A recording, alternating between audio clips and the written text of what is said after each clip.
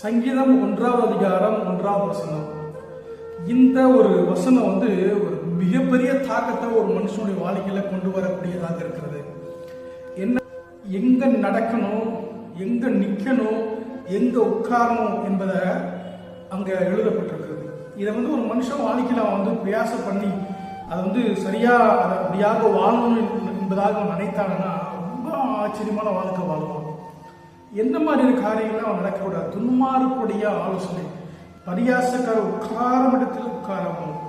நம்ம எங்க அநேக உட்காரோம், யார் உட்காரோம் அப்படின்னா டிவி, சினிமா, கேலி, கிண்டல், நையாண்டி, இப்படிப்பட்ட காரியம் அதிகமா இருக்கிற இடத்துல நம்ம அழகு நல்லா உட்காந்துப்போம்.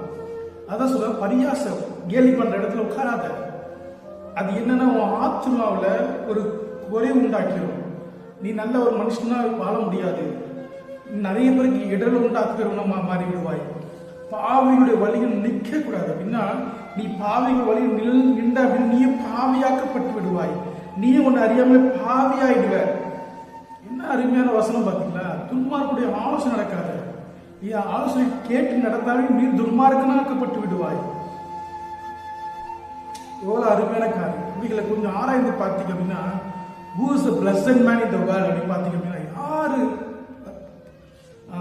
நல்ல ஒரு வாழ்க்கை வாழ்கிறவன், எவ்வளவு பாக்கியமான வாழ்க்கை வாழ்கிறவன், நல்ல மண், நல்ல ஒரு செல்வ செழிப்பா வாழ்கிறவன் அப்படின்னு பார்த்தா, இப்படிப்பட்ட காரியத்தை செய்யாதவன் தானே என்பதாக வேதம் சொல்லுகிறது. ஆனா இந்த உலகத்துல யார் பார்த்தீங்க பாக்கியவான் அப்படின்னா, நிறைய பணம் வச்சிருக்கிறவன், பேர் வச்சிருக்கவன், புகழ் வச்சிருக்கிறவன், நிறைய காசு வச்சிருக்கவன், இப்படி தான் பெரிய நல்ல பாக்கியவான், பெரிய ஆள் பாவன். வசனம் சொல்லுது, யார் பாக்கியவான்? துன்மார்க்குடைய ஆலோசனை நடக்கிறவன். உங்க வாழ்க்கையில யார் ஆலோசனை கேட்குறீங்க, யாருடன் நிற்கிறீங்க?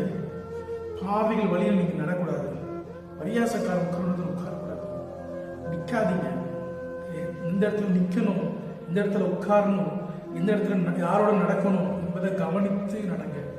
கதை தமிழ் ஆசிரியர் இந்த வசனத்தின் முன்பாக